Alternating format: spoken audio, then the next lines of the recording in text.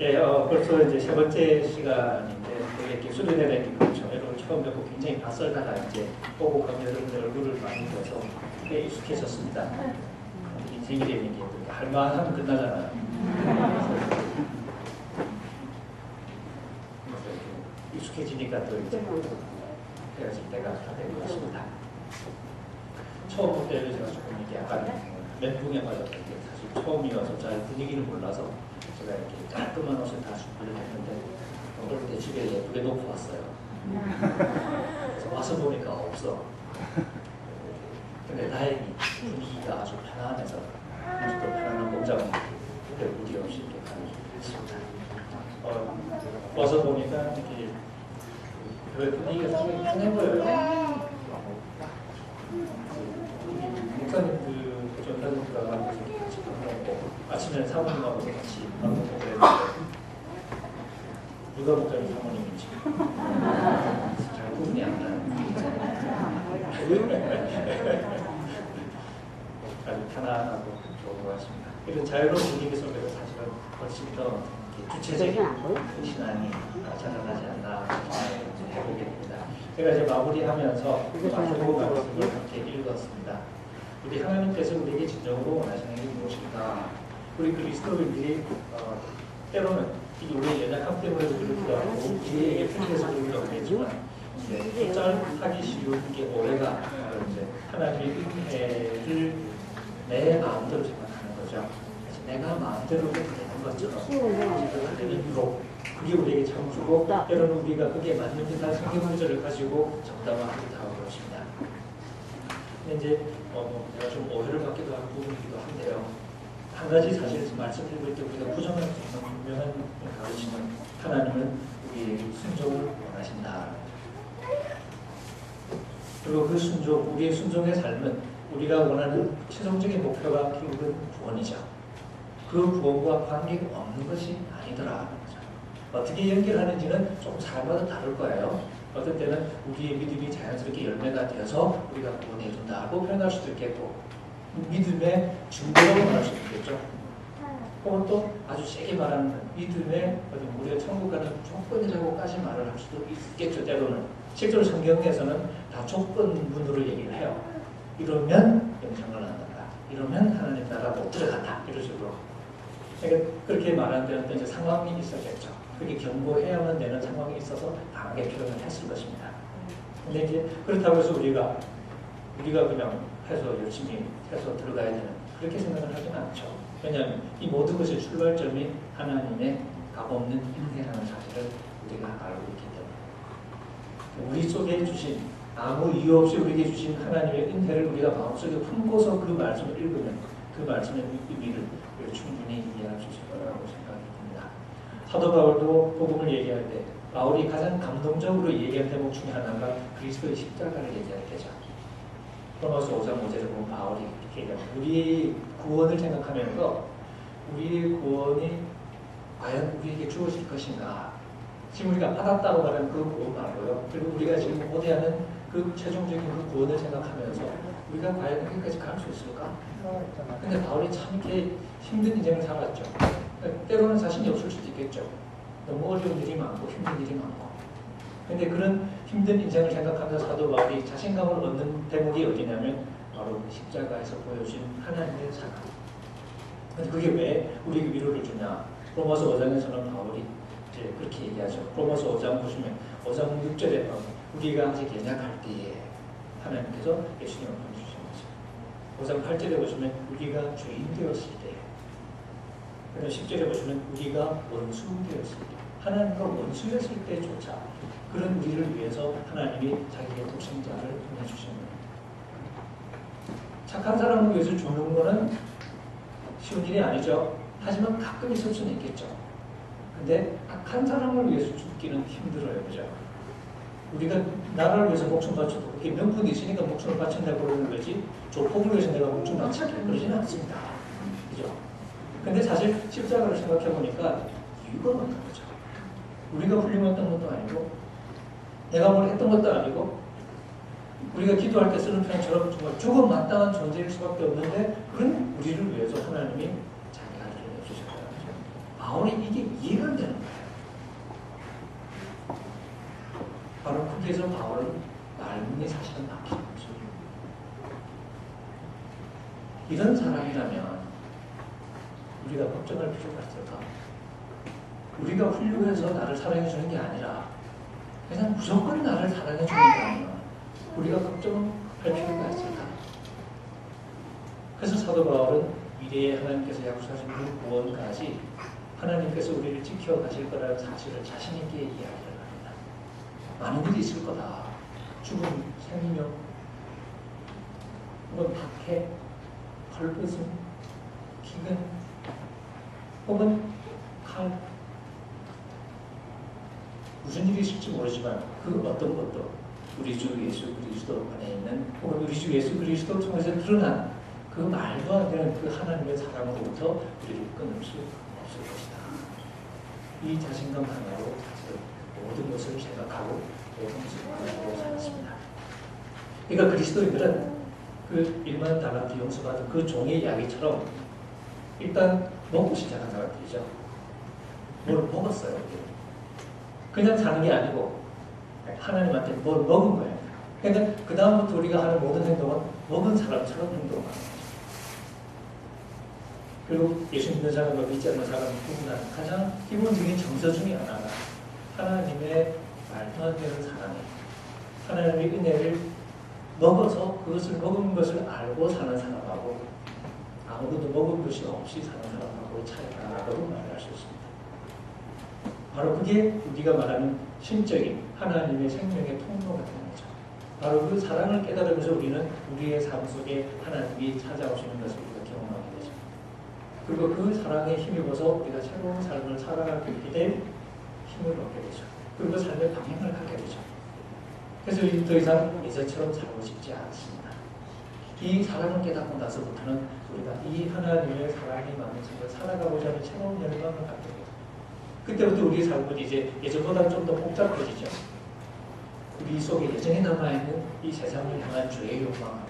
하지만 하나님께서 내게 심어주신 새로운 열망이 불어넣히면서 복잡해지겠죠. 때로는 우리가 헷갈리기도 하고 넘어지기도 하겠지만 우리는 바로 이 사랑의 중심을 지켜가지고 올리면서 바람에 이렇게 갈대가 확 흔들리는 것처럼 그죠? 흔들리겠지만 결국은 우리의 중심을 잡을 겁니다. 그 중심이 바로 하나님의 신실한 사랑. 그 사랑을 품고 살아가는 사람들의 이야기가 바로 우리 그리스도인들의 이야기고 그 사랑이 통로가 되어서 하나님의 사랑을 이 세상으로 흘려보내는 사람들. 세상이 줄 수 없는 새로운 통로죠. 새로운 물이 들어오는 거예요. 그게 바로 우리 교회 공동체. 우리 교회가 이 세상에서 하늘의 인내의 물을 흘려보내는 통로 역할을 합니다. 그리고 그래서 우리 교회가 먼저 제가 어제 말씀드린 것처럼 하나님의 은혜가 흐르는 은혜의 공기가 흐르는 은혜의 공간이 되고 우리가 그런 삶을 실제로 경험하고 살아가면서 그것을 다른 사람들에게 보여주는 그런 것이 되는 거죠. 우리 교회가 마음대로 살아도 될 것 같은 작가. 그래서 성경은 그런 경고를 많이 던집니다. 오늘 우리가 읽은 말씀은 마태복음인데요. 앞에 있는 말씀은 5장의 산상수훈이라고 우리가 부르는 예수님의 설교 중에 이제 한 부분이죠. 특히 이제 마태복음 얘기를 제가 자주 이렇게 드리는데 마태복음의 가장 중요한 논점 중에 하나가 순종해야 된다는 거죠. 예수님의 가르침을 지키는 것이 그 무엇보다도 중요하고 하나님의 뜻대로 행하는 것이 그 무엇보다도 중요하다는 사실을 강조하는 게 마태복음입니다. 마가복음을 비교해 보시면 일단 좀 길죠. 마가복음 16장까지 가는데 마태복음은 28장이고 훨씬 길어요. 그죠? 그리고 마가복음에 나오는 이야기의 거의 95% 정도가 마태복음에 다 나와요. 근데 자세히 비교해보면 마태복음에 나오는 이야기가 훨씬 짧아요. 말하자면 엑기스만 줄인 것이니까. 같은 이야기를 해도 확 줄여서 해요. 그러니까 공간이 훨씬 더 많이 남겠죠. 마태복음에. 그럼 그 자리에 다 뭘로 채웠냐? 거의 다 예수님의 설교로 채웠습니다. 그래서 마태복음 보시면요. 예수님의 설교 덩어리가 나와요. 그 중에 하나가 5장부터 7장까지. 이게 첫 번째 덩어리입니다. 그러니까 이야기 가다가 풀고 예수님 산에 올라가서 설교하기 시작해요. 그리고 5, 6, 7장 설교하고 산에서 내려와요. 그러니까 이야기 흐름이 끊어지면서 설교 덩어리가 5개가 나오는데 그 중에 하나가 이제 5장이고 그리고 그 중에 또 하나가 우리가 두 번째 읽었던 23장 이야기. 그 이제 마지막 사실 덩어리라고 할 수 있는 부분입니다. 설교가 많이 나오는 얘기는 중요하다는 얘기겠죠. 마태복음 끝에 보면 예수님이 그 마지막 제자들과 헤어지는 장면에서 하늘과 땅의 모든 권세를 나에게 주셨다. 그러므로 너희는 가서 모든 민족으로 제자를 삼아라. 그렇게 하시는 제자를 삼을 때 이제 제자를 삼아라가 핵심적인 그 명령이에요. 문법적으로 말하면 주절이에요, 주절. 거기에 이제 보조 구절들이 붙어 있습니다. 네, 가서 세리를 주고 그 다음에 또 붙은 게 내가 너에게 분부한 모든 것을 가르쳐 지키게 하라 이랬는데 사실 그 가르쳐 지키게 하라는 말을 조금 그냥 액면 그대로 번역하면 내가 너에게 분부한 모든 것을 지키도록 가르치라. 감정적이 조금 다르죠. 그러니까 가르쳐가 그렇게 지키게 만들어가 아니라 가르치도록 지키도록 가르치라. 그러니까 가르칠 때 어떻게 가르치냐면 지켜야 됩니다. 이거 지켜야 됩니다. 주님께서 분부하신 모든 것을 우리가 지켜야만 합니다. 이렇게 가르치는 거예요. 그러니까 가르침을 지키는 것이 중요하다는 사실을 일깨우려는 거죠. 그래서 마태복음에는 예수님이 조금 분위기가 좀 험악해 보일 때가 있죠. 부드러운 모습으로보다는 경고할 때가 많습니다. 하나님의 나라가 선포됩니다. 예수님이 이 땅에 오셔서 하나님의 나라가 가까웠다. 그 다음에 하는 얘기가 뭐죠? 가까웠으니까 뭐 어쩌라고요? 회개하라. 하나님 나라가 우리에게 가까우게 올 때, 하나님의 통치가 우리에게 다가올 때, 우리 인간들에게 가장 먼저 나오는 반응 중에 하나가 뭐냐면 우리 인간의 죄를 느끼고 그 죄 때문에 하나님 앞에 무릎을 꿇는 거죠. 베드로가 주님을 처음 절실하게 깨달았을 때 하는 행동이 뭡니까? 마가복음 같은 데 보면 그냥 바닷가에서 따라와 그래서 따라가는 것도 있지만 누가복음 보시면 바닷가에 고기를 잡다가 실패하잖아요. 그죠? 근데 예수님이 설교하고 나서 고기 저쪽 가서 그물 내려라. 감시 못 잡았는데요. 이렇게 되죠. 그래서 가서 했습니다. 고기를 많이 잡았죠. 그러고 나서 베드로가 어떤 행동을 취합니까? 주님 앞에 무릎을 꿇습니다. 그러고 하는 얘기가 저를 떠나십시오. 저는 죄인입니다. 하나님의 임재를 느끼는 순간 우리 인간들이 취하는 행동 중에 하나가 바로 나의 죄를 확 느끼는 거죠. 이게 모든 것이 출발점입니다. 그래서 하나님 나라가 선포될 때 제일 처음 했을 때는 회개하라. 우리의 모습을 발견하라는 이야기죠. 우리의 진짜 모습을 발견하고 거기서부터 시작하자. 그리고 우리의 모습을 회개하고서 이런 죄인들을 향해서 베푸시는 하나님의 은혜를 경험하기 시작하라는 얘기죠. 그러니까 장난치지 말고 그냥 나가자는 얘기죠. 근데 그런 메시지가 선포되는 이유는 뭐냐? 우리 인간들이 가장 잘하는 게 바로 장난치는 거예요. 우리 인간들이 가장 근본적인 욕구가 바로 이런 위선의 욕구입니다. 물론 이 위선이라는 것은 우리 인간이 온전한 존재가 아니기 때문에 어쩌면 불가피한 걸 수도 있어요. 그래서 때로는 위선, 나쁜 의미의 위선인지 좋은 의미의 어떤 노력인지 헷갈릴 때도 있죠. 그럴 때면 우리 여자분들께 화장 많이 하시잖아요. 화장을 열심히 하는 게 다른 사람을 위한 다른 사람 예의를 갖추는 행동인가요? 아니면 이게 위장술인가요?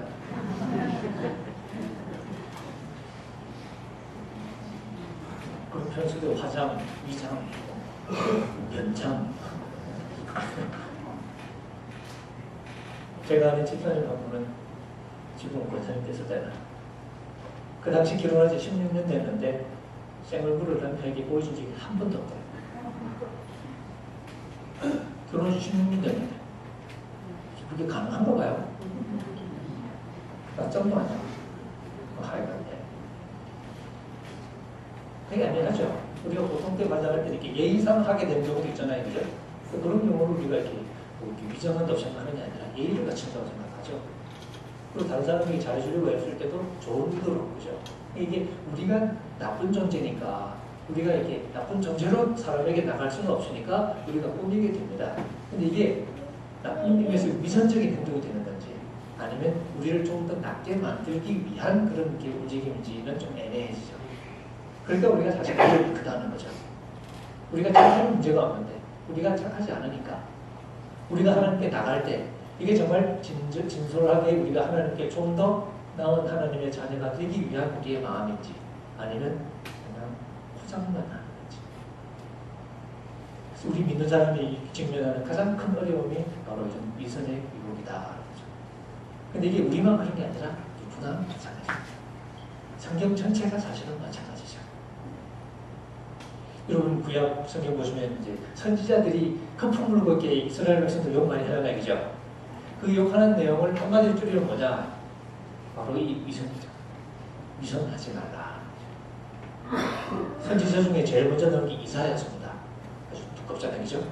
이사야 처음에 나오는 메시지가 뭡니까? 바로 그 백성들의 위선을 향한 공격이죠.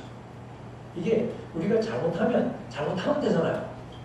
사실 이렇게 때로는 예수 이렇게 믿는 친구보다는 예수 안 믿는 고등학교 때 친구들 만나니까 훨씬 더 마음이 편해요. 다루기가 쉬워. 네. 걔들은 폼을 안 잡아요. 그냥 나쁜 놈 나쁜 놈이에요. 나쁜 짓 하면 미안해 이러고 이래요. 근데 예수 믿는 애들 만나면 헷갈려. 말만 들어서는 이게 파악이 잘 안 돼요.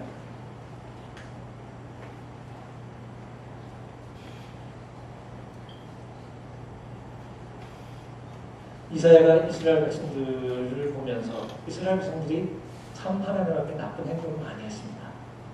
근데 나쁜 행동 많이 하면서 나쁜 행동한 사람으로 알고 그렇게 그냥 있으면 그나마 괜찮은데 그 사람들도 하나님의 백성이라는 자부심이 있잖아요. 나쁘다고 생각하지 않는 거야.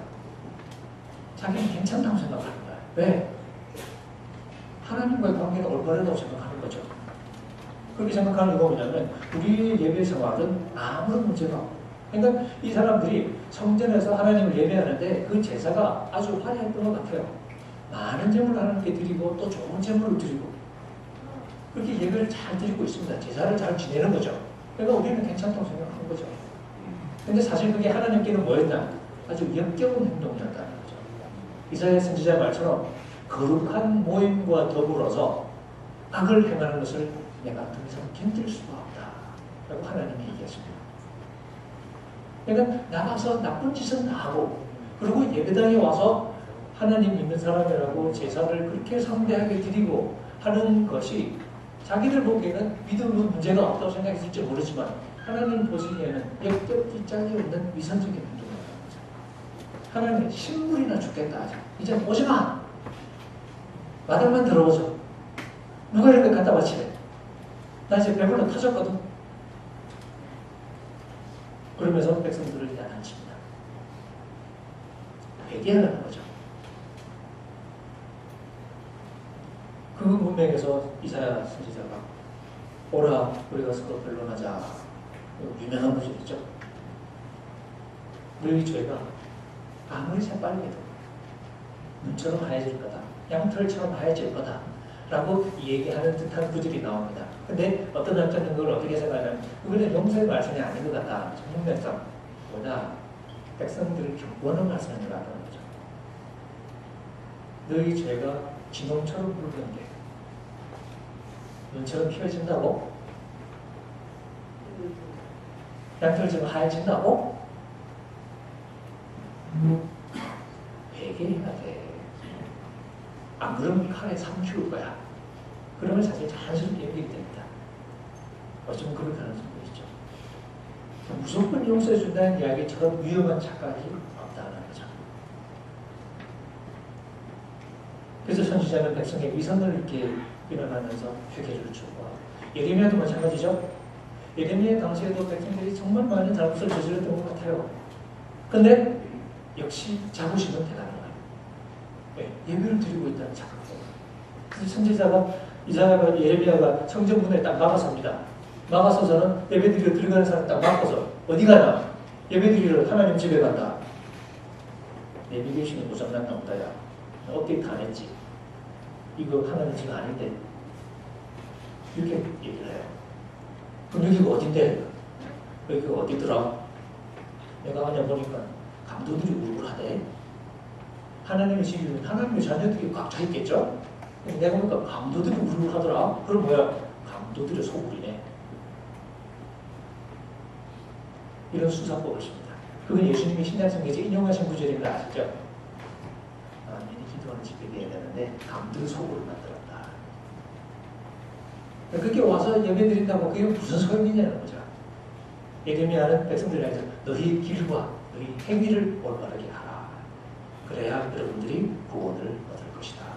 근데 백성들은 예배만 잔뜩 성대하게 드리고 그러고는 예배당에서 그러냐. 우리가 구원을 얻었습니다. 우리는 안전합니다.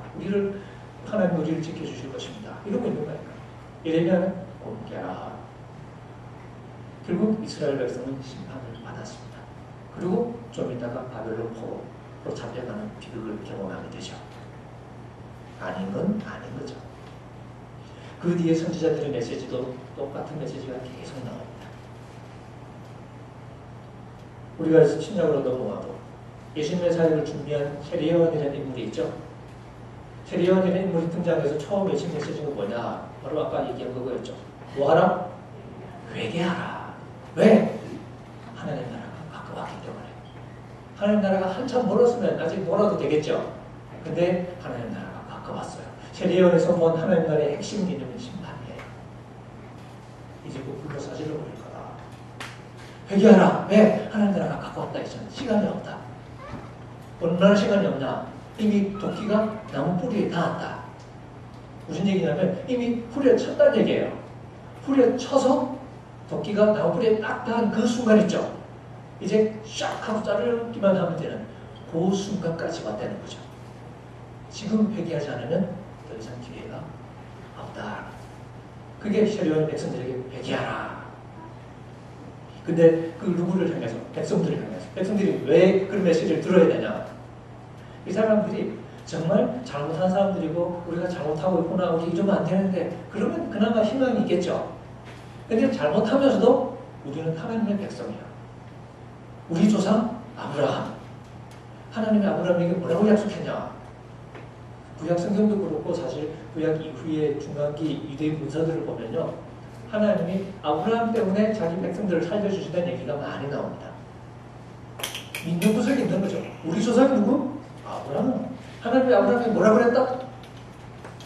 우리 조상이 누구? 다윗아. 하나님이 다윗에게 뭐라고 약속했다? 너의 왕위가 영원히 갈 것이다.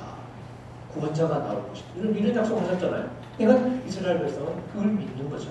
우리는 아브라함의 후손들이다. 그리고는 엉망을 했던 겁니다. 세리요한이 뭐라고 그럽니까? 회개에 합당한 열매를 맺어라. 그리고 착각하지 마라. 아브라함이 우리 조상이라고 속으로 생각하지 말라는 거죠. 왜? 이제 다 필요 없다. 아브라함 후손 하나님이 원하면 이 길가에 구르는 돌멩이 가지고도 얼마든지 하나님의 자손 만들어낼 수 있다. 아브라함의 후손 만들어낼 수 있다. 필요 없다는 거예요. 뭐가 필요하다? 회개에 합당한 열매를 내놔라. 이게 하나님의 요구였습니다. 예수님이 이 세례요한의 메시지를 그대로 받아서 사역을 시작하시죠. 예수님도 처음 등장하실 때 회개하라. 왜? 천국이 가까웠으니까 하고 사역을 시작했습니다. 그리고 예수님이 찾으시는 것은 하나님의 통치에 합당한 사람을 찾으시는 거죠. 그리고 그 메시지를 선포하면서 그 메시지에 반응하는 사람들을 찾으시는 거예요. 그래서 어떤 사람들은 정말 나쁜 놈들이었지만 그 메시지에 반응한 사람들이 있었습니다. 맞습니다. 우리가 정말 죄인이고 우리가 나쁜 사람입니다. 하고 고백하면서 주님께 나갔던 사람들입니다. 그래서 역설적으로 예수님이 선포하실 때 복음서에 보면요. 나쁜 사람들이 좀 더 착해 보이고 그런 걸 우리가 느끼죠. 대표적인 그룹이 세리. 세리들은 세금쟁이들이잖아요. 그죠? 정말 나쁜 사람들이거든요. 우리 신약성경 읽다 보면 세리가 굉장히 좋은 사람이라고 착각할 수가 있어요. 마치 우리 대한민국에 가끔 그 조폭 영화들 나오죠. 그 영화 잘 보면 조폭이 꽤 괜찮은 사람이라고 생각할 수 있잖아요. 실제로는 정말 아니잖아요. 실제 조폭 얘기 들어보면 조폭만큼 비열한 존재들이 없다거든요. 정말 사악하고 비열한 존재가 조폭이래요. 근데 영화를 그렇게 그릴 수가 없으니까. 실제 세리들이 사실은 그랬습니다. 로마 제국의 권력을 입고서 소위 세금을 걷는 권리를 사는 거거든요. 입찰해가지고 이제 사는 거예요. 그리고 그 권리를 땁니다. 로마 정부가 계약을 맺는 거죠. 내가 얼마 세금을 바치겠다. 걷어서 주겠다. 그리고 그 권리를 사요. 예를 들어서 이 로마 제국에 뭐 1억을 이렇게 세금으로 걷어서 주기로 했다. 그리고 내가 그 권리를 갖잖아요. 얼마 걸릴까요? 1억 딱 하고 그 다음에 먹고 살기 좀 필요하니까 1억 한 5천? 거둘까요? 그건 세상 살 줄 모르는 놈이지. 그죠? 얼마나 들을까요? 최대한. 그래서 밥은 컸습니다. 결국 자기 백성들의 고혈을 말아먹는 거죠. 우리로 치면 조금 뭐 경우가 다를 수 있겠지만 우리 역사 경우로 치면 우리가 소위 말하는 일본도 앞잡이라고 말하는 그 그룹하고 거의 똑같습니다. 그러니까 백성들이 얼마나 반감이 심하겠어요. 세리들을 향해서. 그러니까 죄인의 가장 대표적인 그룹이 세리인 거예요. 실제로 그렇게 나쁜 놈들이었어요. 대부분은. 근데 그런 사람들은 그러니까 죄인 아니라고 큰 소리 칠 수가 없는 거니까. 나쁜 점수를 다 아니까. 그런 사람들이 오히려 주님의 말씀에 반응을 하는 거죠. 삭개오 같은 사람들. 주님 만나고 싶어서 나무 위에 올라가고 그랬잖아요. 그죠? 그래서 주님이 그 집에 갔을 때 삭개오가 회개하기 시작합니다. 근데 말로만 나불나불 장난치는 게 아니고 진짜 회개해요. 어떻게 회개해? 지갑을 다 열어요.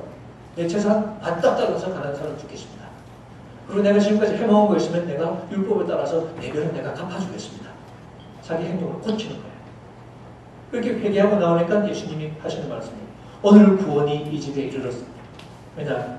이 사람도 아브라함의 후손이니까 하고 구원을 선언합니다.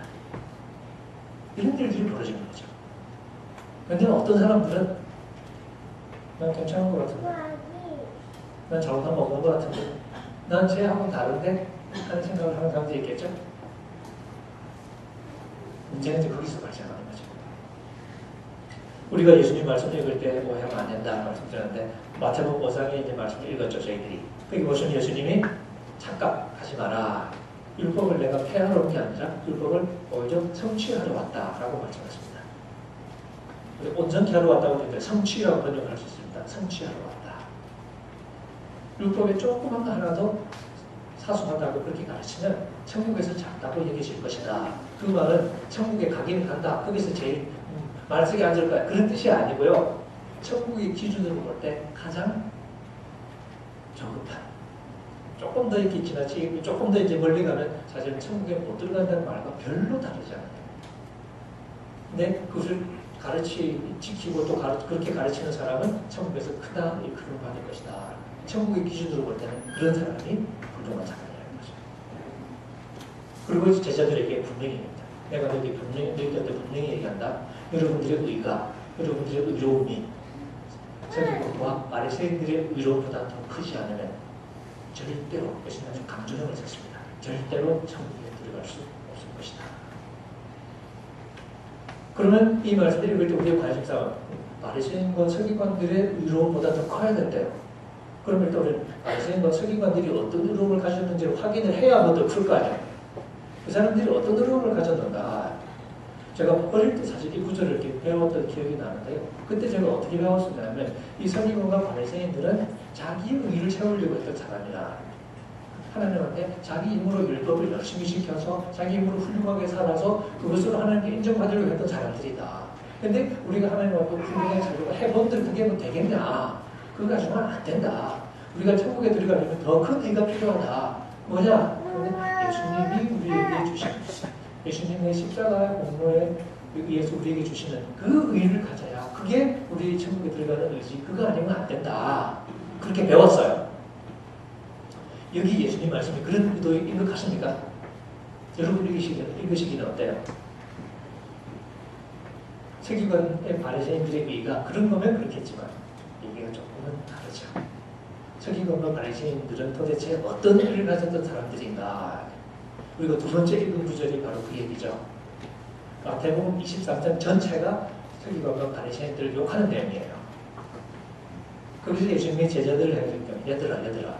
서기관과 바리새인들이 있지. 그 사람들이 모세의 자리에 앉았다. 모세의 자리에 앉았다는 것은 가르치는 권위를 가졌다는 얘기죠. 그래서 가르쳐요. 가르치는데 가르치는 사람이 나쁜 얘기 하겠습니까? 우리 목사님 이렇게 여러분들 많이 가르치실 텐데 그죠? 목사님이 여러분들 나쁜 거 가르치시던가요? 목사님이 그대로 하냐? 그건 별개의 문제겠지만 그건 사모님한테 여쭤봐야 되겠지만 어쨌든 가르치실 때 목사님이 나쁜 얘기 안 하실 거 아니에요, 그죠? 저도 사실 앞에서 학생들 가르치고 교인들에게 설교하고 가르치고 할 때 나쁜 얘기 안 합니다. 가끔 욕을 쓸 때는 있지만. 그러니까 제가 하는 대로 해서 뭐 이렇게 인생에 손해될 게 없을 거예요. 그러니까 서기관과 바리새인도 마찬가지예요. 가르치는 역할을 할 때 나쁜 얘기 안 하죠. 하나님께 순종해야 된다, 율법 지켜야 된다, 이런 얘기 했을 거 아니에요. 그래서 이 예수님이 제자들에게 오실의 자리에 앉았다. 그러므로 그들이 하는 가르치는 말은 그대로 지키고 행해라. 다 좋은 얘기 하니까. 하지만 그 다음 어떻게 나갑니까? 그들의 행위는 본받지 말라. 왜냐하면 그들은 기억이 나시나요? 그들은 3절입니다. 제 얼굴에 성경 말씀이 안 써 있습니다. 예, 그들은 말만 하고 행치 아니하며. 이게 문제였던 거죠. 말은 잘했죠. 잘 가르쳤죠. 근데 행하지는 않았던 겁니다. 그러니까 이 사람들의 말을 들어서 손해볼 건 없어요. 근데 그 사람들이 행하지는 않았기 때문에 그 행동을 따라하기 시작하면 인생 멈추는 거예요. 말은 잘하고 행하지는 않는 사람 우리가 뭐라고 그러죠? 예, 요즘 말로 저기 얘기하신 것 같은데 안 들려요. 예, 그러니까 그걸 그 세 글자로 뭐라고 그럽니까? 요즘 말로 예, 위선자. 23장에 예수님이 쓴 단어가 위선자라는 단어예요. 23장 뒷부분에 가보시면 우리 한글 성경에 외식하는 자라는 표현이 계속 나오죠. 그게 젊은 친구들한테 외식하는 자 그러면 좀 이렇게 느낌 이상하게 들릴 거예요. 밖에서 밥 사 먹는 애들 이렇게 들을지 모르는데 그 단어는 몇번 안 바꾸는지 모르겠어요. 개정할 때. 우리 요새 말로 위선자라고 부르는 바로 그 단어입니다. 영어로 hypocrite. 영어로 hypocrite인데요. 이게 영어 단어가 우리 젊은 학생들은 이렇게 알아두면 손해볼 거 없는 단어. 근데 그 단어가 헬라 말에서 그대로 온 단어예요. 헬라 말에들이 히포크리테스라는 단어가 있습니다. 그게 영어 이제 그대로 영어 단어가 되는데요. 그게 위선자라는 말인데 그 말의 가장 기본적인 의미 중에 하나가 뭐냐면 연기자라는 뜻입니다. 인생이 연기예요. 진짜 자기가 그런 게 아니고 그냥 연기하는 거죠. 연기는 누구 앞에서 하죠? 사람들 앞에서. 예. 혼자 있을 때는 그건 다르지. 연기자들은 카메라가 켜져 있을 때하고 꺼져 있을 때하고 다르죠. 우리의 신앙이 얼마나 그냥 내 삶인지 아니면 내 연기인지 예수님이 경험했을 때 서기관과 바리새인들의 삶은 정말 하나님을 향한 진솔한 신앙이었다기보다는 사람들을 의식한 그런 위선의 모습이었다고 판단하십니다. 그 사람들의 실제 행동을 가만히 보니까 큰일 나겠던 거죠. 말은 잘해요. 근데 행함은 없었어요. 그래서 23장 5절에 보시면 그 사람도 하는 게 있긴 있어요. 그죠? 살긴 살 테니까. 근데 그 사람들이 삶을 살아가는 원리가 뭐냐? 5절에 보시면 봅니다. 그들은 모든 것을 사람에게 보여주기 위해서 한다. 모든 인생이 연기였던 거죠. 그래서 그 뒤부터 계속 위선자들아, 위선자들아, 위선자들아, 위선자들아. 그러니까 사람들에게 보여주기 위한 거니까 얼핏 보기에는 굉장히 믿음이 좋아 보여요. 근데 가만히 들여다보면 뭔가 좀 이상하기 시작해. 그러니까 당장 보면 굉장히 믿음이 좋아 보이지만 근데 냉정하게 따져보면 아닌 것 같아요. 예수님이 바로 그 허점을 파악하시면서 그걸 폭로하신 거예요. 이 위선자들. 예를 들면 어떤 식으로 고르면 마가복음 같은 데 나오지만 여러분 고르반이라는 얘기 들어서 아시죠? 고르반. 하나님께 바쳤다는 거예요. 하나님께 바쳤다는 뜻입니다. 고르반이라는 게. 근데 사실 예를 들어서 이제 돈이 버는 돈이 많지 않으니까 살라고 빠듯하잖아요. 돈이 10만 원 남았다고 칩시다. 근데 헌금을 아직 제대로 못했어요. 근데 부모님 용돈도 아직 못 드렸어요. 10만 원 남았는데 둘 다 어떻게 하나만 해야 되는데 그럼 어떻게 할까요? 부모님 용돈도 못 드리고 헌금도 못했어. 그럼 뭐 할까요? 인간적으로는 참 부모님께 드리고 이렇게 막 해야 될 게 많은 것 같은데 하나님께 바쳐야 되잖아. 그때 어떻게? 그때 쓰는 말이 그때 엄마한테 가서 고르반 하는 것입니까? 엄마 미안. 내가 엄마를 또 줘야 되는데 이번까지 너무 모자라네. 한번 안 할 수는 없잖아. 할게. 다음 달에 줄게. 얼마나 가슴 아픈 일입니까? 그죠? 그 고르반이라는 한마디가 얼핏 들으면 너무너무 가슴이 아파. 하지만 그 신앙이 너무너무 감동적입니다. 엄마한테 바치지 못하고 하나님께 바쳐야 되는 그 마음, 그죠? 그러니까 그 고르반이, 야, 정말 저렇게 신앙이 좋구나. 나 같으면 정말 좀 끝날 것 같은데. 그렇게 느껴진단 말이죠. 근데 카메라를 뒤로 쭉 돌려서 원초부터 쫙 찍어보니까 조금 그림이 달라지네. 처음에 딱딱 빼놓고 시작했었어야지. 근데 안 해요. 그냥 써. 내가 해야 돼. 먼저 해. 그리고 언제까지? 막판까지 기다려요.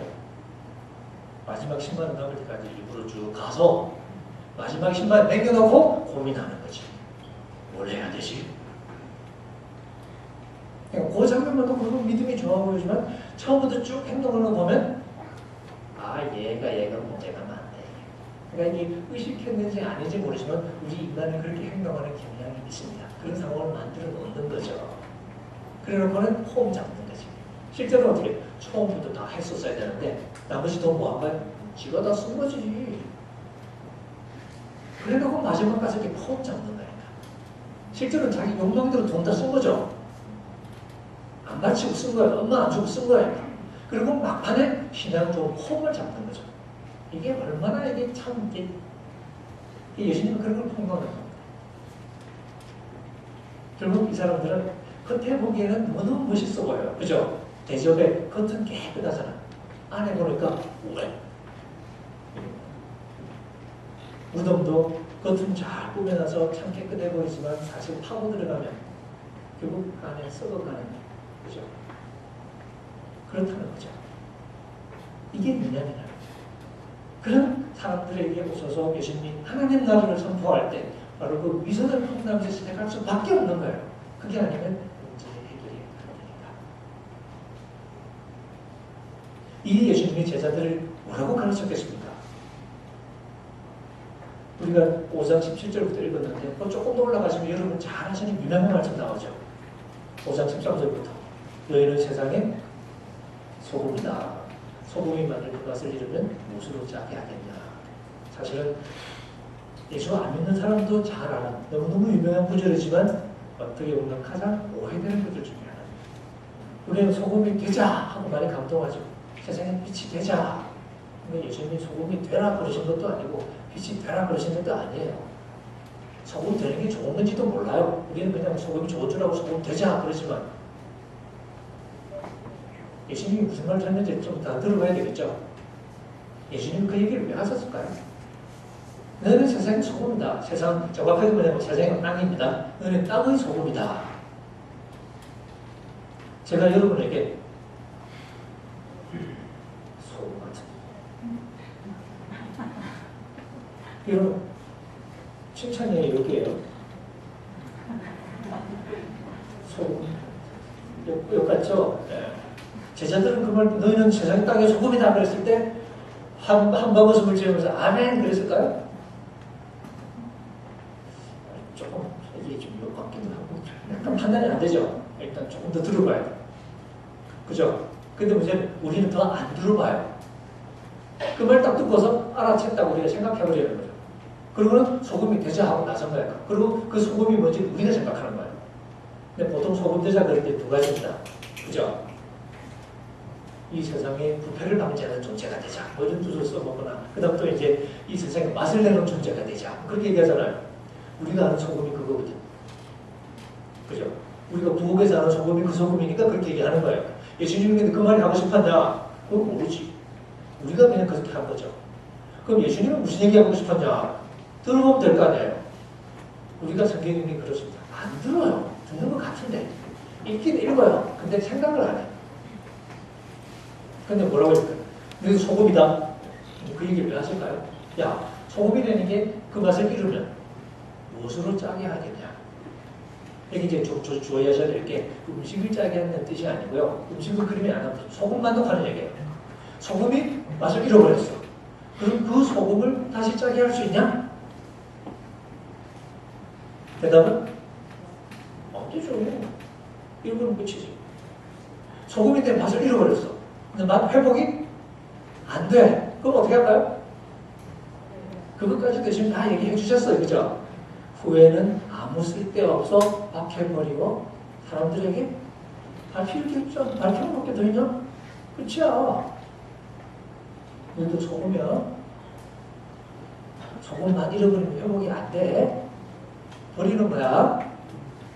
너희들 소금이야. 무슨 뜻입니까? 소금이 뛰어난 얘기인가요? 그게 아니라 맛 잃어버리면 심판받는다. 제자로서의 맛을 잃어버리면 심판받는다는 거예요. 근데 그런 얘기는 왜 듣기 싫거든요. 그래서 우리에게 듣기 좋은 얘기를 자꾸 바꿔요. 이게 우리의 습관이거든요. 성경 말씀은 그대로 읽는 것 같지만 그렇지 않잖아요. 우리 인간의 눈이 얼마나 이게 교묘합니까? 보는 게 아니잖아요. 특히 성경 구절 가지고 찬송가 많이 만들잖아요. 그죠? 찬송 만들고 가수 만드는데 그렇게 가사로 옮길 때 보면 여러 가지 장난들을 칩니다. 성경 구절 불편한 건 다 빼고 좋은 것만 가사로 만든다. 대표적인 노래가 제가 어저께 주기도문 말씀드렸죠. 주기도문 노래 여러분 아시죠? 주기도문 노래의 그 용서에 관한 그 가사가 어떻게 되는지 기억하십니까? 우리가 우리에게 주신 자 자여 주목하시 이런 얘기 하나도 안 나오죠. 어떻게 나옵니까? 아무 조건 없이 우리들의 큰 죄, 큰 자로 또 붙였어. 그 다음에 다 용서해 주고. 그게 주기도문이에요? 아니요. 예수님 그런 얘기 하신 적 없어요. 근데 우리가 주기도문 노래 만들 때는 가사를 이렇게 살짝 바꿉니다. 그리고 그게 말씀인 것처럼 착각하면서 불러요. 이게 인간이거든요.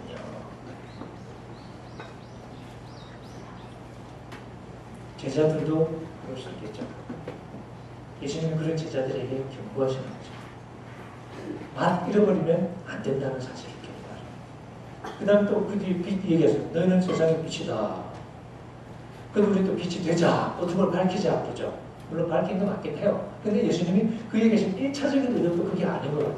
그건 뭐냐? 5장 14절에 보시면 산 위에 있는 동네가 숨기우지 못할 것이요. 갑자기 뜬금없는 얘기를 하죠. 이게 빛이 되자는 얘기가 뭔 상관이래? 근데 그게 상관이 있는 거죠. 예수님이 하시는 말씀의 핵심이 뭐냐? 산 위에 있는 동네는 숨겨질 수 없다. 그게 예수님의 메시지예요. 산 위에 도시가 있어요. 동네라고 도시, 헬라어로 폴리스, 도시를 말합니다. 여러분 폴리스가 이렇게 몇 개 있죠. 경찰서 안에 폴리스.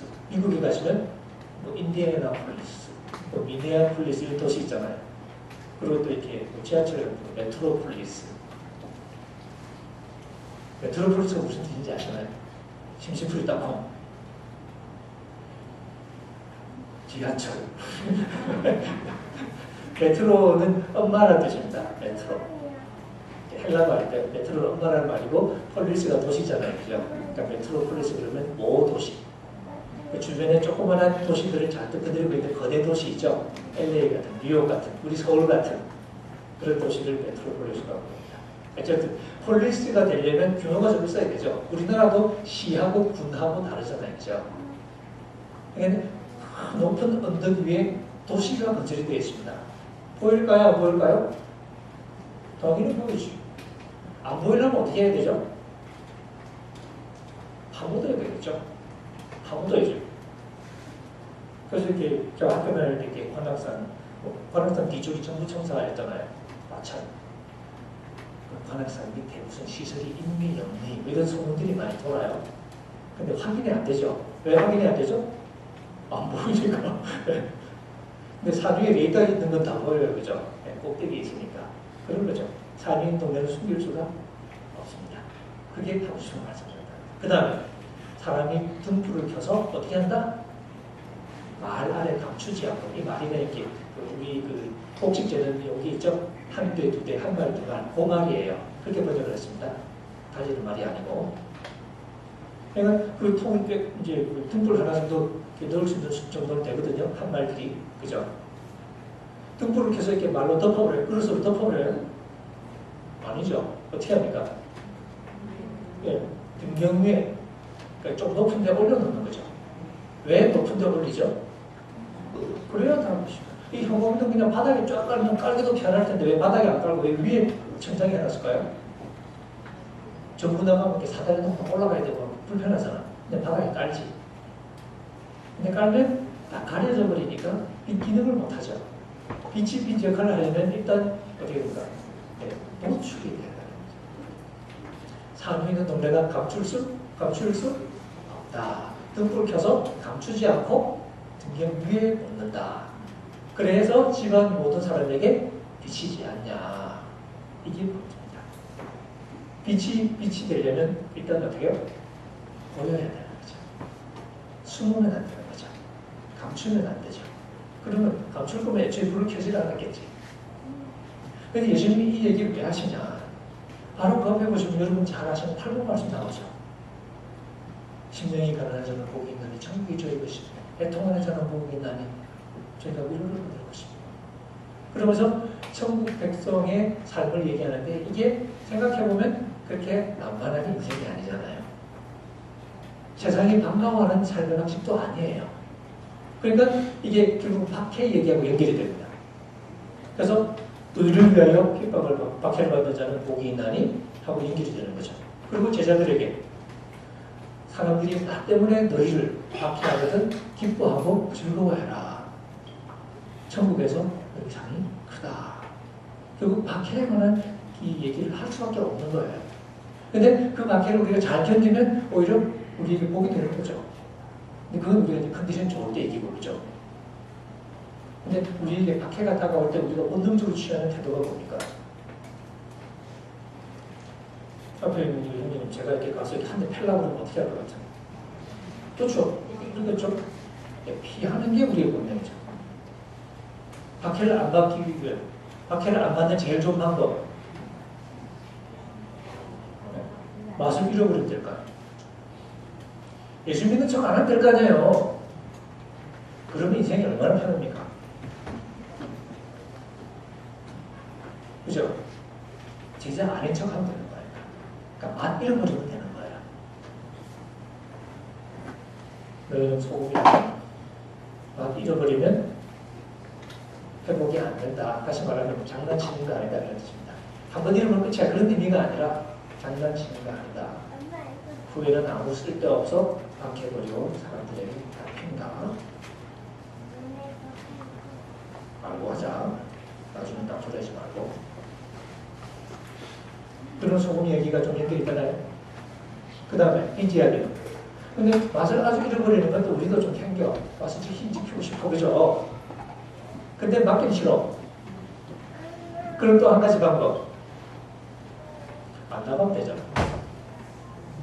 맛을 지켜요. 근데 맛을 지킨 채로 안 나가면 되지. 우리끼리만 좀 되잖아. 예배당 안에서만 믿으면 좋죠. 예배당 안에 오면 다들 믿으면 좋잖아요. 그죠? 안 나가면 되지. 그러면 안 맞습니다. 근데 안 나가면 뭐예요? 안 나가면 소용이 없잖아. 빛이 왜 필요해요? 밖에 가서 밝혀야 되는 건데 안 나와. 그럼 제자가 무슨 예수님 제자가 왜 불렀겠어요? 어두운 데 빛을 비추는 존재로 예수님이 오셨고 그 일 같이 하자고 제자를 부른 거거든요. 근데 애들이 안 나갔대요. 나가면 맞아요. 나가면 때려요. 그러면 그죠? 예수님은 뭘? 이와 같이 6장에 5장 16절에 오신 이와 같이 너희 빛을 사람 앞에 비치게 하여 저희로 너희 착한 행실을 보고 사람 앞에 보이게 하고 사람들이 보고 하늘에 계신 너희 아버지께 영광을 돌리게 하라. 이게 제자도가 작동하는 방식이거든요. 나가요. 사람들에게 보여요. 사람들이 봐요. 그리고 오 그런 거죠. 이게 이야기의 시작이라는 거죠. 그런데 그런 그게 우리에게 너무 부담되고 힘드니까 우리가 빠져나갈 뿐이라 하겠습니다. 예수님이 그걸 경고하시는 게 첫 번째 설교의 시작이었습니다. 예수님 따라하고 싶어 했죠. 예수님 산에 올라가시고 제자들이 나왔습니다. 설교하기 시작하죠. 진짜 나 따라올래? 글쎄, 진짜 하고 싶냐? 쉽지 않을 걸. 나중에 땅소리 할 걸. 진짜로? 그래서 예수님이 미리 경고하시는 거예요. 누가복음도 비슷한 말씀 나오죠? 따라오는 사람 따면 잠깐만 진짜 따라올 거야? 이거 돈이 많이 드는데 나 따라오는데 이게 쉽지 않은데 많이 든다. 얼마나 드는데요? 18만 되나요? 이 목숨이 되나야 되나요? 보고 싶냐? 나중에 땅소리 하지. 그런 장면 나오죠? 미리 다 계산해보고 와라. 이거 비싸다 이거. 목숨 내놔야 된다. 이런 말씀들이 잘 나오죠. 근데 우리는 자꾸 이제 우리에게 맞게 맞추는 거죠. 이전 예수님의 말씀은 많은 부분 제자들을 향한 경고로 제공됐습니다. 우리가 마태복음 5장을 읽지만 7장에 가보시면 유명한 말씀 나오지 않습니까? 나더러 주여 주여 하는 자마다 다 천국에 들어가야만 죠. 누구든지 주의 이름을 부르는 자는 구원을 받아요. 요엘서에 나오는 구절인데 사도행전에도 나오고 로마서에도 나옵니다. 그런데 예수님은 마태복음에서 나더러 주여 주여 하는 자마다 다 천국에 들어갈게 아니라 누가 들어가요?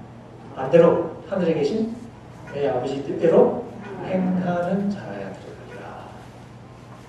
그날에 많은 사람들이 심판날에 많은 사람이 나한테 그럴 거다. 주여 주여 불러요. 2번씩이나 불렀어. 우리가 주의 이름으로 선지자 노릇하고 주의 이름으로 귀신을 쫓아내고 주의 이름으로 많은 능력을 행하지 않았습니까? 할 거다. 근데 그때 내가 그들에게 분명히 말하겠다. 내가 너희를 전혀 모릅니다. 불법을 행하는 자들아 꺼져. 그리고는 사람을 둘로 나눕니다. 똑똑한 사람이 있고 멍청한 사람이 있어요. 똑똑한 사람은 집을 지을 때 똑똑한 사람은 어디에 집을 지을까요? 반석 위에 짓겠죠. 어떤 사람은 모래땅, 마른 땅에 지을 거예요. 근데 모래땅이지만 사실 이렇게 그 동네는 우기가 되는, 비 오는 계절이 되면 마른 땅인 것 같은데 강처럼 되는 게 이렇게 들어가 있거든요. 빗물이 모이는 길이 있어서. 거기 집을 지어도 쳐보세요. 끝장나겠죠. 근데 똑똑한 사람은 그걸 아니까 한여름에 집을 지어도 반석에 집을 지을 거란 말이죠. 근데 이 두 사람 차이가 뭡니까? 이것도 제가 어릴 때 배울 때 한 사람은 예수님을 믿고 예수님의 반석에 집을 지은 사람이고 한 사람은 예수 안 믿는 사람으로 그렇게 배웠어요. 사실 그것도 사실은 정확한 가르침이 아니죠. 예수님의 말씀은 그러므로 내 말을 듣고 행하는 사람은 그 집을 반석 위에 지은 지혜로운 사람 같으니 그 다음에 내 말을 듣고 행치 않는 사람은 그 집을 머리 위에 지은 교사로 같다. 예수님의 관심이 어딘지 우리가 이제 느끼게 되는 거죠. 예수님은 껍데기를 원하는 게 아니라 하나님 앞에 진솔한 정성을 원하십니다. 그런데 우리는 자꾸 미선하죠. 그 미선의 껍질을 벗겨내기 위해서 예수님이 계속 공격을 하는 거죠. 제자들에게 뭘 가르칩니까? 너희 의가 서기관과 바리새인보다 더 크지 못하면 절대 천국에 못 들어간다. 그럼 어떻게 할까요? 너는 그들이 가르치는 건 지키고 행하되 그들의 행위는 본받지 말라. 너희들은 그럼 어떻게 해야 되냐? 마태복음 6장에 보면 바로 그 말씀이 나옵니다. 바리새인과 서기관보다 더 큰 의가 무엇인지를 6장에 보면 얘기하셔요. 그 6장 처음 시작할 때 예수님 하시는 말씀이 사람들에게 보여주려고 그들 앞에서 너희 의를 행하지 않도록 주의하라. 이게 예수님의 관심사 중에 하나입니다. 우리 의를 행해야 돼요. 행해야 되는데 사람들한테 보여주려고 사람들 앞에서 폼 잡지 말라는 거죠. 근데 우리는 보여줘야 이게 되는 거잖아요. 하다못해 어린 애기까지도 신발이 이렇게 남들 다 있는데 저렇게 큰 소리를 애가 학교도 안 들어가는 애예요. 아빠 우리 어제 이 백화점 가서 이 신발 샀지? 다들 쳐다보고 무의식적으로 하는 행동이지만 관심이 그렇게 많은 거죠. 사람들을 의식하면서 사는 게 우리 인간이니까. 근데 우리가 신앙이라고 말하는 것이 하나님을 바라보는 것보다는 인간을 바라보는 게 얼마나 쉬운지 보죠. 그래서 예수님이 사람들에게 보여주고 그들 앞에서 너희 행하지 않도록 주의하라. 콩 잡지 마라. 뭐 어떻게 되냐. 예수님이 세 가지 예를 들죠. 그 당시 하나님의 백성이면 가장 중요하다고 생각하는 세 가지가 뭐냐면 기도, 구제, 금식. 다 중요하고 필요한 거예요. 그거 할 때 어떻게 되냐. 구제할 때, 기도할 때 어떻게, 구제할 때 어떻게 해요? 어떤 사람들은 구제할 때 광고를 하는 것입니다. 길거리에서 예수님이 어떻게 하고 있습니까?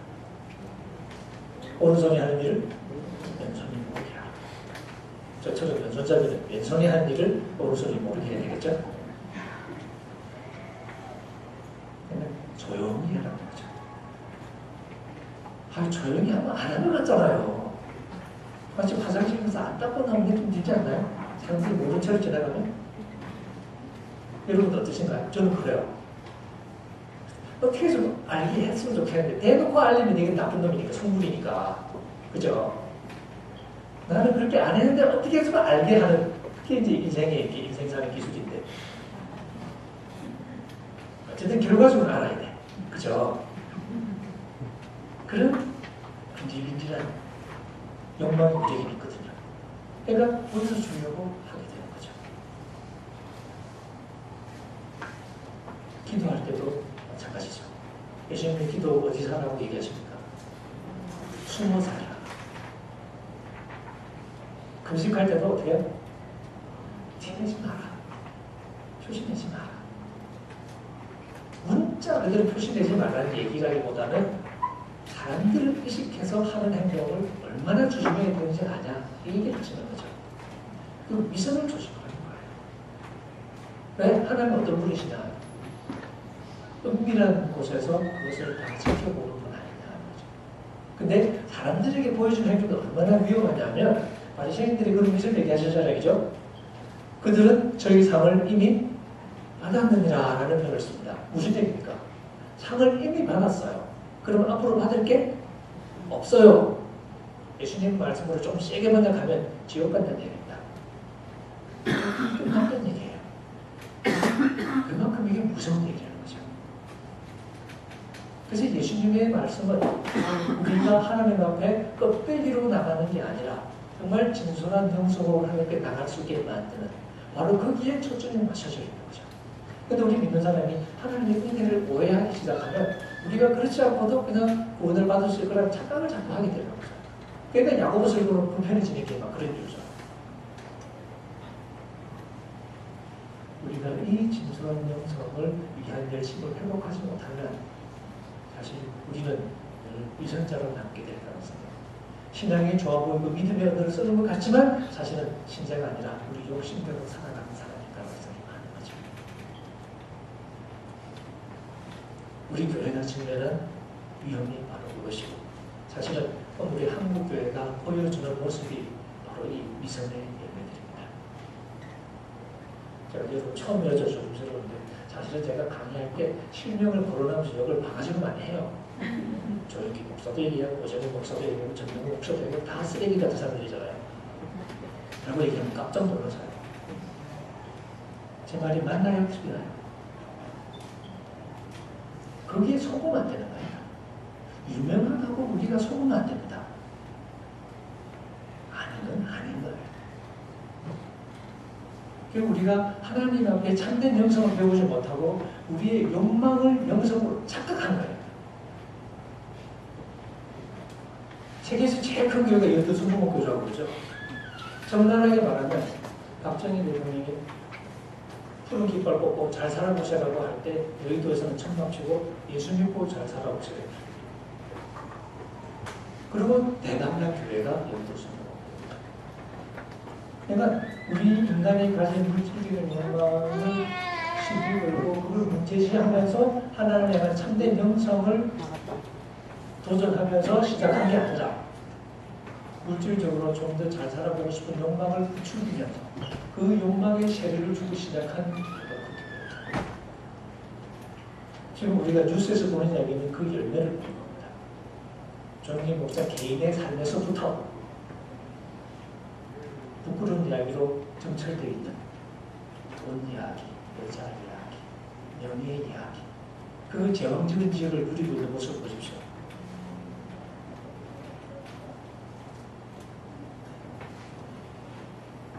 서초동에 계시는 오 모시기도 그렇고, 지금 홍대가 있는 전 모시기도 그렇고, 다 욕망에 사로잡힌 사람들 얘기잖아요.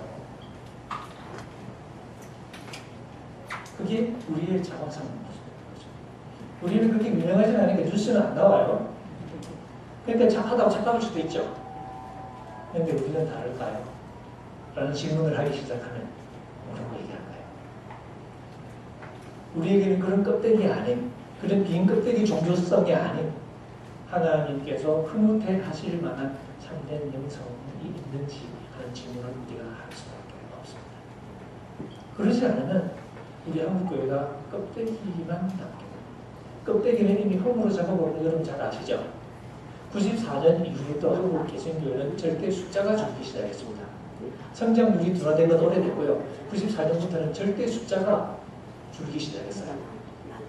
지금은 가속도가 붙어서 그 쇠락의 속도가 점점 가속화되고 있습니다. 조금만 더 지나면 교회 텅텅 빕니다. 그리고 교회 건물 팔려나갑니다. 사회가서 그랬던 것처럼 극장으로 팔려나가고, 영국의 어떤 교회는, 서양의 교회는 또 없잖아요. 그죠? 근데 교회는 안 오고 교회는 안 되니까 팔았어요. 너무 펴니까 뭐 할까요? 에딘버러에 가보니까 초등학교 학생 좀 되는 애들이 백팩 메고 줄여서 쭉 들어가더라고요. 교회. 쟤들 교회 뭐하러 가냐고 했더니 무슨 그 할아버지, 동네 할아버지가 교회 안에 그건 뭐냐? 팔았대. 그럼 애들 뭐하러 가냐? 저기 시대가 높아서 거기 락 클라이밍 하러 들어간다고. 그게 이제 딴 동네 얘기가 아닙니다. 벌써 팔리는 교회 얘기들 뉴스에 조금씩 나오기 시작하죠? 앞으로 더 많이 나옵니다. 이런 상황에서 우리가 뭘 해야 되냐? 이 껍데기를 지키기 위해서 애를 쓸 수는 없는 거죠.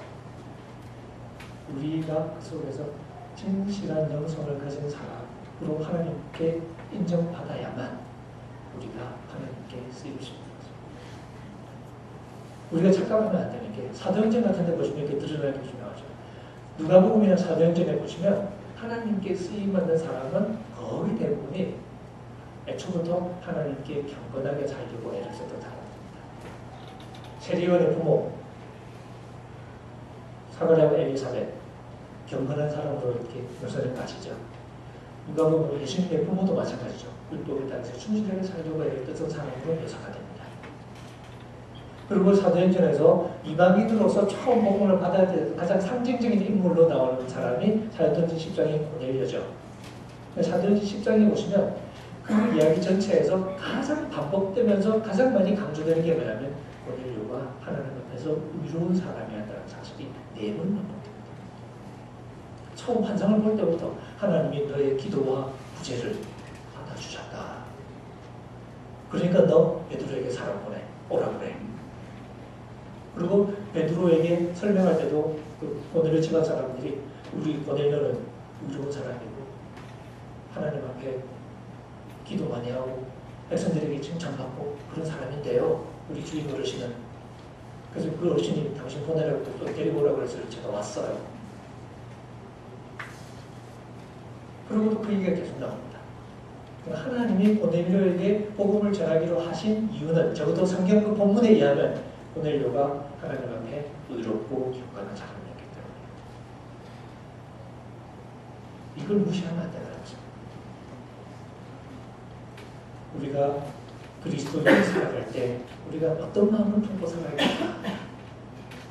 우리가 죄인이기 때문에 우리는 조심할 수밖에 없겠죠. 뭘 조심해야 되냐? 위선하지 않도록. 우리의 신앙생활이 폼만 잡는 것이 되지 않도록. 근데 사실 종교생활 하기 쉽거든요. 성경 말씀대로 경건의 모형을 맞추는 건 어렵지는 않아요. 와서 열심히 모임 나가고, 그죠? 열심히 찬송 부르고, 헌금도 하고, 하면 되잖아요. 근데 경건의 능력을 갖추는 건 쉽지가 않아요. 왜냐하면 내 속에 있는 죄의 본성과 싸워야 되기 때문에 그런 내 죄의 욕망을 억눌러야 되니까 이건 쉽지가 않잖아요. 자기 하고 싶은 걸 억누르는 게 얼마나 어려워요. 그러니까 우리가 폼만 잡고 싶은 거죠. 폼만 잡고 실제로는 내 마음대로 하고 싶은 거죠. 근데 우리가 진정한 영성을 갖출 때 우리 자신이 변화해야 되는 거예요. 예를 들어서 우리 인간은 남보다 잘 되고 싶은, 남보다 높아지고 싶은 그런 이기적인 존재로서 욕망이 있습니다. 이게 가장 큰 욕망이죠. 교회에서 큰 소리 치고 싶잖아요. 근데 우리가 예수님을 만나고 복음을 만나고